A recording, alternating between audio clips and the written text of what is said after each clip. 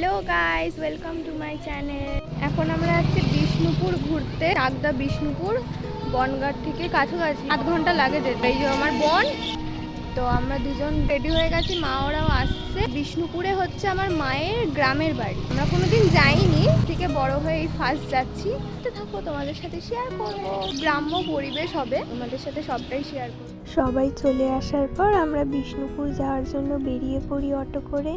আমার দুই দিদি, আমার বোন, আমার মা, আমার মাসি সবাই মিলে বেরিয়ে। যতই এগিয়ে যাচ্ছিলাম ততই একটা গ্রামের ছোঁয়া পাচ্ছিলাম, একটা গ্রাম পরিবেশ মনে হচ্ছিল। এই স্কুলের সাথে অনেক স্মৃতি জড়িয়ে আছে আমার মা আর মাসিদের। সেই গল্প শুনতে শুনতেই আমরা পৌঁছে গেছি বাড়িতে। এই গরম থেকে ওই এসিতে গিয়ে একটু প্রাণে যেন শান্তি ফিরে পেলাম। জানি না ভিডিওটায় কতটা বোঝা যাচ্ছে, কিন্তু কিছু পার্সোনাল রিজনের জন্য আমার দিদা এই বাড়িটা বিক্রি করে দিয়ে শ্রীরামপুরে চলে আসে।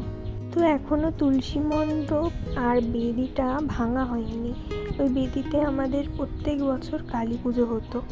এরপর আমরা খেয়ে দিয়ে মাঠে ঘুরতে যাওয়ার উদ্দেশ্যে চলে যাই।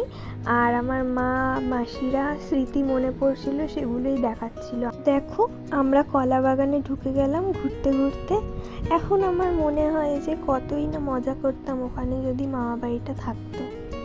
আর তোমরা কি চিনতে পারছো এই গাছগুলো কি? তাহলে চিনতে পারলে কমেন্ট করে নিশ্চয়ই জানিও। এখানে বোঝাচ্ছিল আমাদের যে এখানে একটা কি ঢুকিয়ে চালু করলে জল বেরিয়ে যায়, আর এখানে আলের মধ্যে দিয়ে সারা খেতে জল চলে যায়। জল ছাড়লেই আমার মা মাসি ওরা ছোটোবেলায় চান করতো, এতটাই ঠান্ডা জল থাকতো। আর ওইগুলো ওখানে দেখে তোমরা কি বুঝতে পারছো ওখানে কি ছিল এগুলো? তাহলে তোমরা নিশ্চয়ই কমেন্ট করে জানিও। এই সবজি ক্ষেতের মধ্যে দিয়ে যেতে খুব ভাল লাগছিল, এই জন্য একটু হেঁটে দেখছিলাম, ফিল করছিলাম এখানকার পরিবেশটা কত সুন্দর লাগছিল। খুব আনন্দ করেছি এখানে গিয়ে। আর এখানে দেখো লাঙল দেওয়া হয়েছে, কিছু চাষ করা হবে এই জন্যে। আর আমরা এখানে আমবাগানের মধ্যে দিয়ে ঢুকে ঢুকে অনেক দূরেই চলে এসেছি।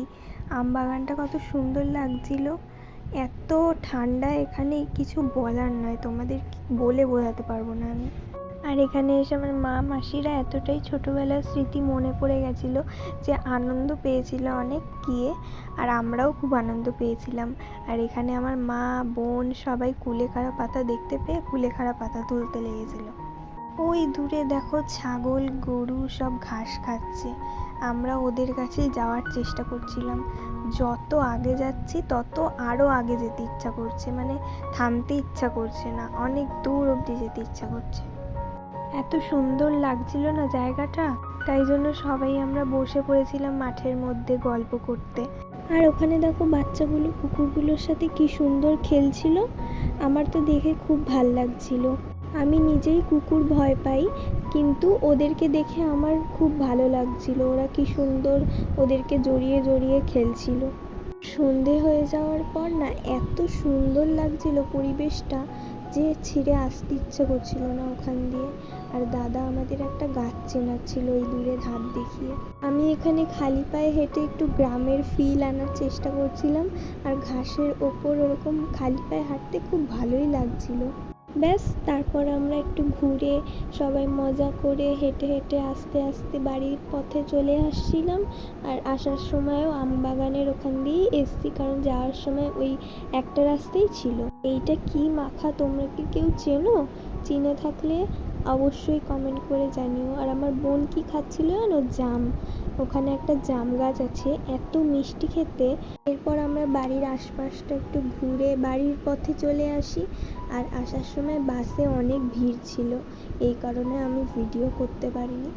আর আজকের ভিডিওটা তোমাদের কেমন লাগলো অবশ্যই কমেন্ট করে জানিও। আর সাবস্ক্রাইব করে দিও, লাইক কমেন্ট শেয়ার করে দিও। টাটা।